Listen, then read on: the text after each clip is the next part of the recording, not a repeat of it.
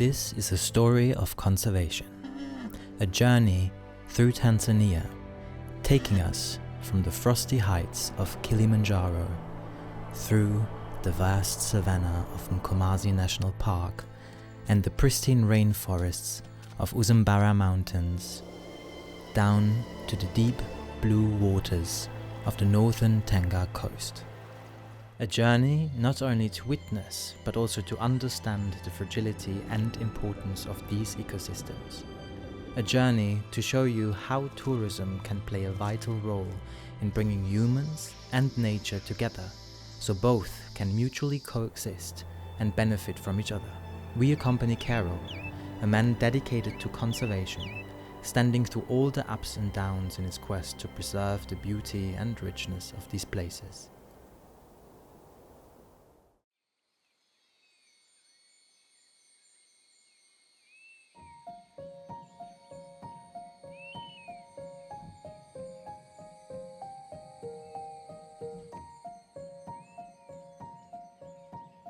Our first stop is the Namalog Reserve.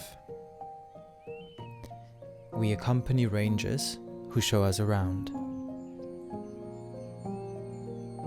In this small haven of wildlife, you can observe how strongly nature is able to recover and flourish once given its space. A bleak, overgrazed landscape not too long ago, wildlife was gradually reintroduced into this area. We can now witness the opulent diversity here at the lagoon.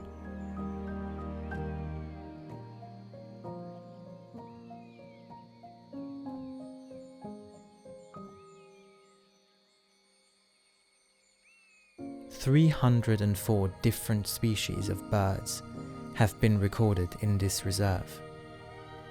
They gather around the water, always in search of something to eat.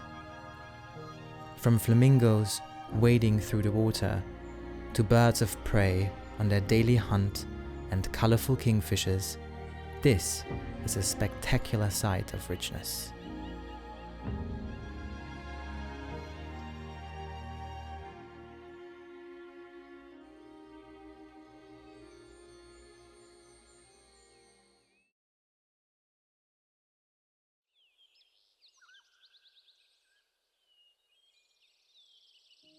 We continue our journey with the highest peak of Africa, the majestic Kilimanjaro.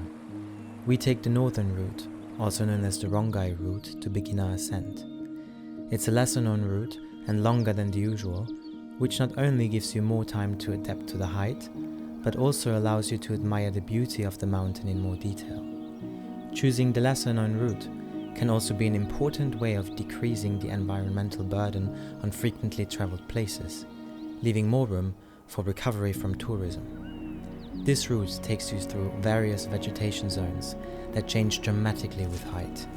It starts in the montane forest, leads you through heaths and moorlands, and finally ends with the dramatic, breathtaking landscape of the Alpine desert and the ice cap. Kilimanjaro is a great example of how tourism can function as a partner in the battle for conservation, as it creates value and opportunities for the region and its people.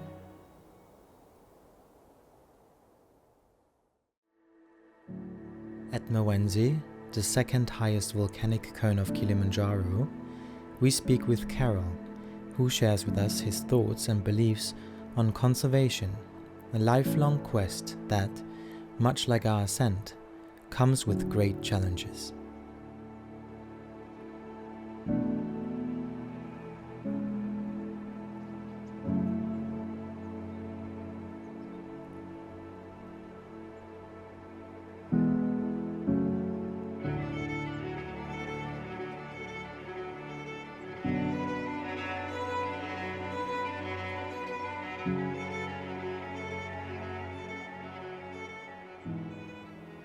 It's the most amazing feeling to be able to save national parks and reserves and create the value that is needed. And I know it's worth it.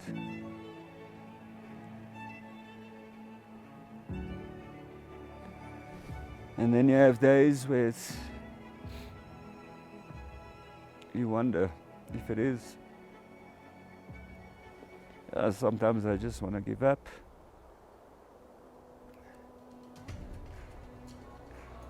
But then you see all the people that really depend on tourism and their kids that have to get to school. And then you can get going again.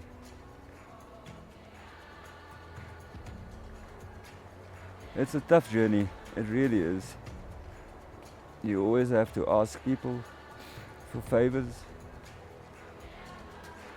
There's never enough money for conservation. There's never enough. There's such big places that are so vulnerable. And if we don't create the value, enough reason for these places to be looked after, and then it will be gone. The hardest thing is, you're away from your family so much.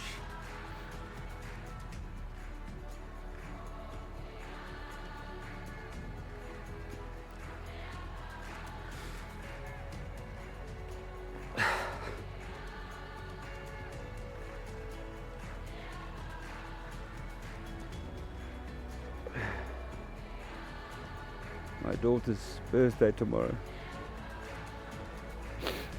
and I'm not there.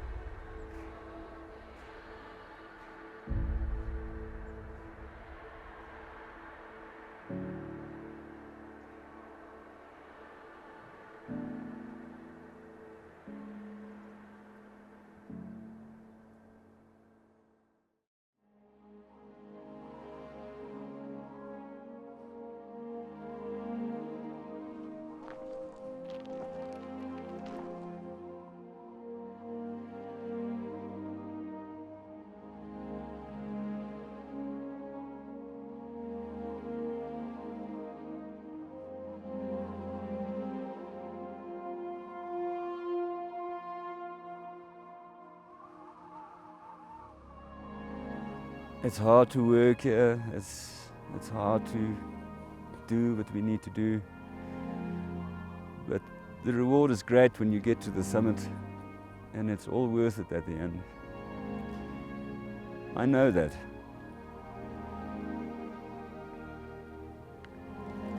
It's just a tough day.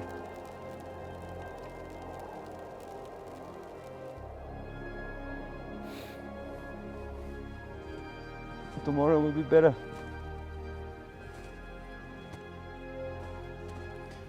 I mean, it's so beautiful.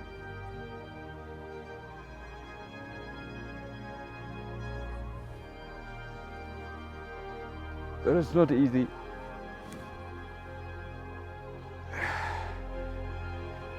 But luckily we have good people around us. Amazing people. And alone it's harder, but together with a team of good people, I'm sure we can do it.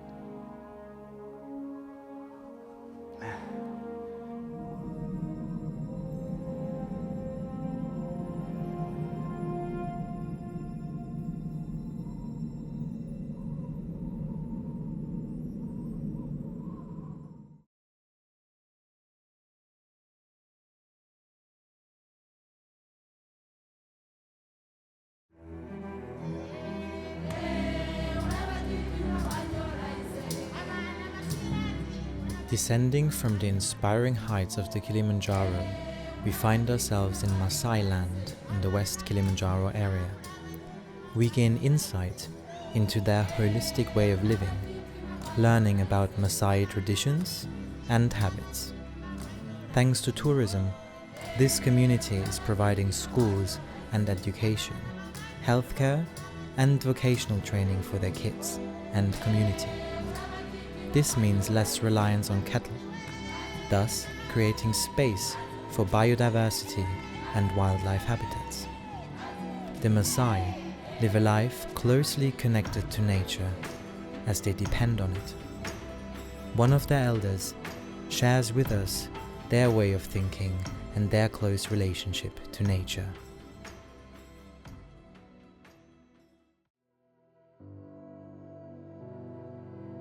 To me personally, I love being in the middle of nature because nature takes care of me. I feel like I'm in the right place. I feel to be connected to nature. And you know, Maasai, the secret of Maasai, we have the language of nature. Yeah, means if you walk, your body tells you, take a bark of the tree, chew it, you have water to drink. So this is the secret of nature, and it makes me feel home. It makes me feel like really being in the middle of nature and just enjoy the sound of birds. If you lie under the tree, you have a natural music. Yeah, you can hear them on the background. And you don't need so much because nature provides all what you need. Come to the nature. Just before you ruin nature, ask yourself, the nature, like the open area, what you see here, what is your inner tummy telling you? Because you have a second person in you, the voice that tells you it's beautiful. You have your crumbling tummy because of the good that you see. And this is why I tell you to reserve the nature, because it is medicines to you and myself. It's also it's a home of the wilderness. If I talk of all the species of animals that live in the dry lands, yeah, I'm not talking of the oceans, but if you talk of homes of so many creatures that God put them in there to live for your own benefits, I will tell you, let's not destroy. Let's be like a Maasai who live in nature. We say in Maasai, Mibe Jorbul. This means do not burn your past home when you leave to the next destinations, because somebody else will need it. In this case, I tell you, this world is for you, not yours. It's for our coming generations. And our work of today, people, is to reserve the land, is to reserve a bit of nature which is left, which we see now for upcoming generations. I would say that it's ruined enough. It's destroyed enough. Let's not be part of those who did already destroy. Let's plant the trees. Let's leave the cities as cities, and let's leave the rural areas and conservancy areas as conservancies for the other creatures that are created there to live. This is my big message to everyone who is actually listening to my voice.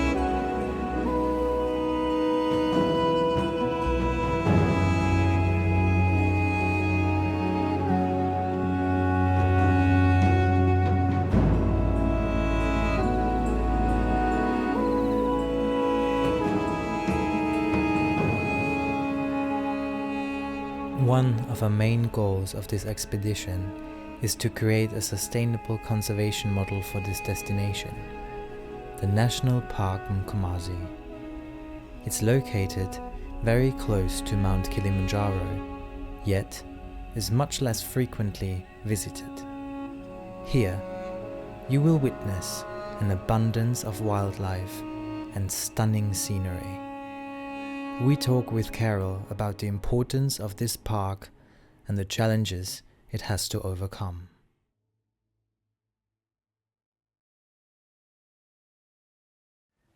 So sitting here at Mkomazi, I'm both worried that do we have enough time to look after this park and conserve it for hundreds of years to come. But I'm also really humbled by the beauty. And it gives me hope that what we're doing and trying to achieve is worth it. Yeah, Mkomazi is such a stunning park because it's got some really great landscapes and definition with the mountains. And then that opens up in plains. At the few water sources that still remain, everything gathers in the late afternoon. And it's a very unique habitat for elephant and eastern black rhino. It's a safe haven for elephant. The greater ecosystem that spills over into Tsavo is one of the biggest safe havens for elephant today. And Mkomazi, which is the western side of this ecosystem, is supplying all the water that goes into Tsavo. So in a way we need to really look at it a little bit wider, and there's a bigger picture, and if we do lose the water and the forests surrounding the park, then it will just really dry out and become a semi-desert. All the migratory birds come through here, the northern carmine bee-eaters, and you have over 30-40 endemic bird species here that if this park was not here and not protected, that would all be gone. One of the best and easiest places to find rhino, eastern black rhino, so these are not rhinos you find in southern Africa. But rhinos are expensive these days to look after. If they're not going to generate the income that it's costing the park sport to look after these rhinos, then there's no real incentive for having them here. And once things are gone, then they are gone forever. You can't get them back. So to have this park in isolation and no one visiting us is not the solution, because population growth and just people trying to have a better life will slowly consume it, whether it's through charcoal making or grazing or farming in the future. If there's minerals in the mountains, you know, there could be so many things that could take this park away from us. So the only way that we can really look after it for generations to come is to have job creation, and for the people that live around this park to also want to protect it. We need to come visit this park, otherwise we just lose it one tree at a time. We're so close to civilization, we can see Mount Kilimanjaro from here. So the hope is, Kilimanjaro is like a beacon out there of hope, that if we can just get some of that commercial interest in some of those clients to come from Kilimanjaro just to come to Mkomazi, which is an hour away, then we are halfway there.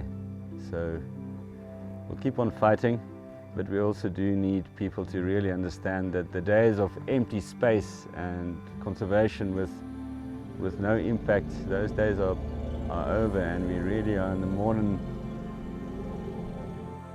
days. Conservation without value and conservation without visitors are really not sustainable in the long run. So this ecosystem at the back here and spilling over into Tsavo is one of the most beautiful places you'll ever see, and it's well worth visiting. And come and help and look after this place, and then you'll be part of this conservation process, and you'll be part of the solution. of keeping these marginalized, smaller little parks alive, and enough reason to protect these places.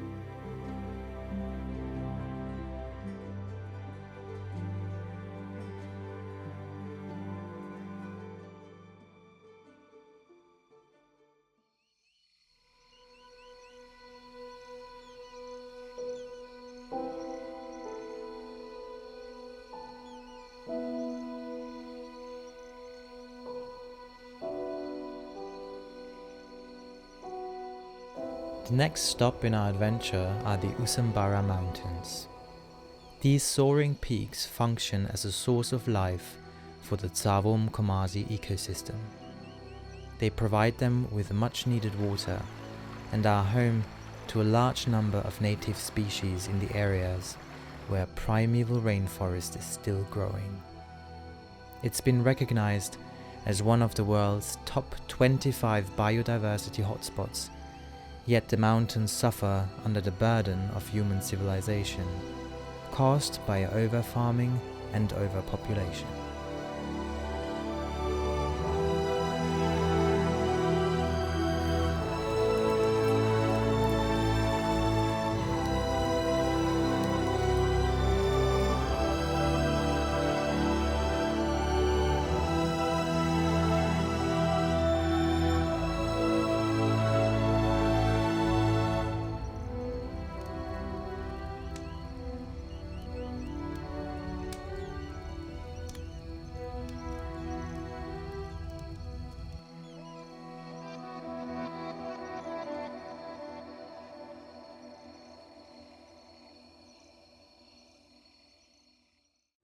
The Usambaras have always had people and a lot of fertile land and a lot of farming in the area, and there are a lot of people that's dependent on these mountains for their livelihood. As humans, we just want to have a better life for our children, and it doesn't matter where we are in the world. That it's a very normal thing to want to better your life. That unfortunately generally has a negative impact on the environment that we live in. So population growth doesn't help us at all, you know, from a conservation point of view, but it's also such a natural thing. It's not so visible in the open countryside, but in the mountain it's really, really visible. Some decisions that were made in the past that had a very long-term effect on this particular ecosystem.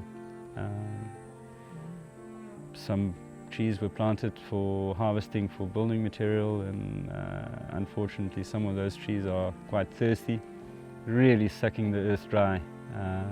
We are sitting in the Usambaras at the moment where there's not even enough water for the people that live in the mountains, so there's nothing going down. So in the bigger scheme of things, these mountains are also the mountains that provide water to the Tsavo Mkomazi ecosystem, and the less water we have there, the fewer animals will remain there during dry season, and the less value there will be for tourism to continue there. At the moment we're sitting with a scenario where it doesn't matter if it rains, because the runoff is just so quick if there's no natural rainforest. A rainforest holds water and it releases it slowly over time, which means your dry season is shorter because there's a slow release of water. At the moment, even if you have a really good rainy season or a really good rains, the water just runs off very quickly. With it, it takes very valuable topsoil and nutrition that all washes down the mountain, which really just has a negative impact on growth and farming and the natural rainforest in the Usambaras. If we don't create value for the natural rainforest, that will be replaced by forestry or alien trees, and then just general farmland. You know, if a piece of rainforest doesn't generate money, there's no incentive to look after it.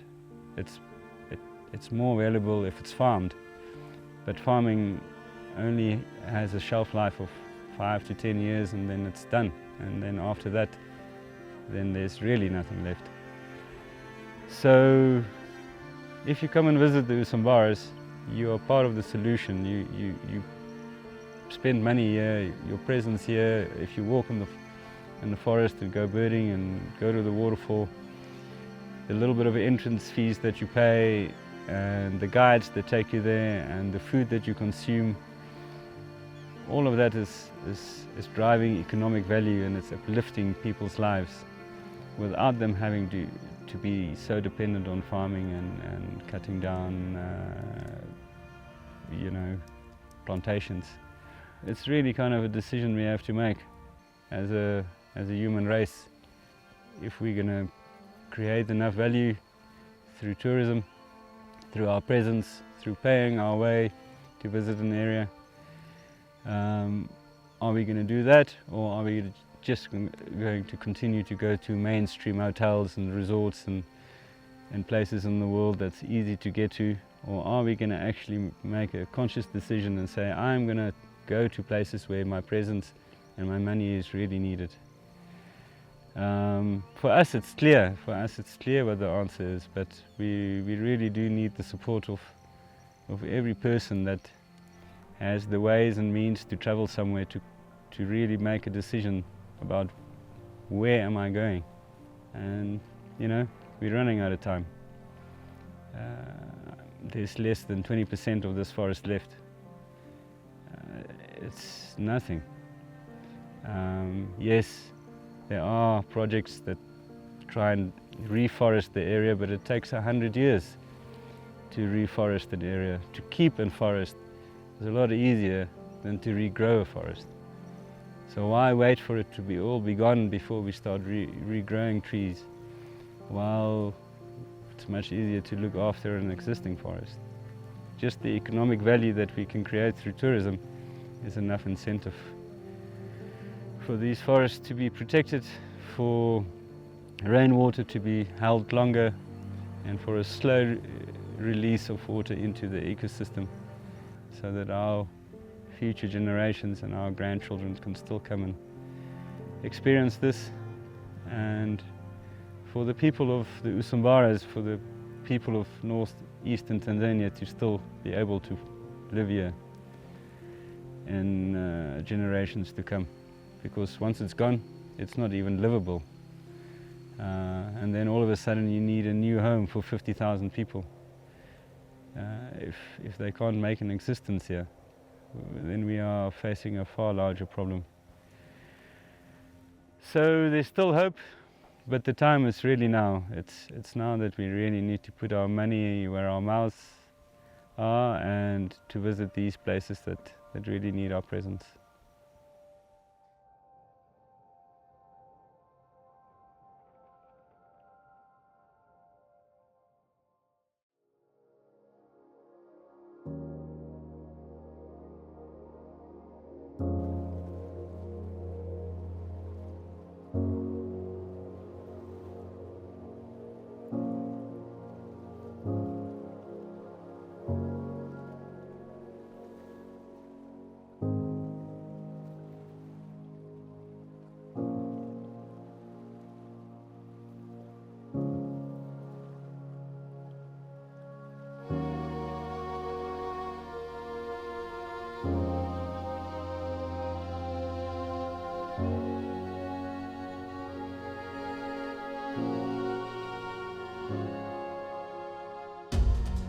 Our journey finally comes to an end at the North Tanga coast.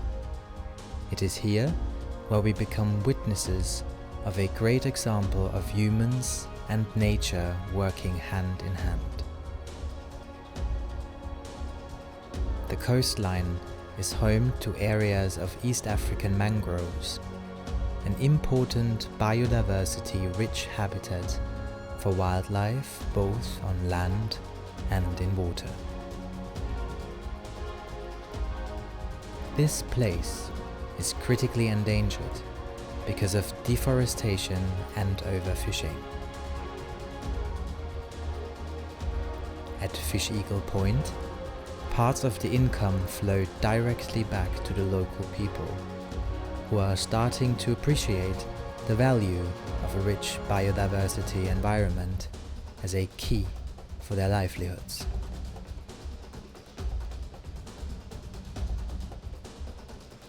Through tourism, income that flows back to the communities, they are now able to afford schools and fresh water wells.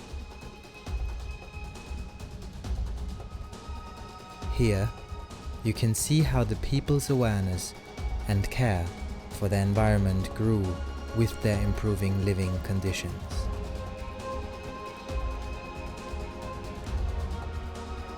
So we see that there are ways that conservation and tourism can go hand in hand, benefiting both nature and the local population.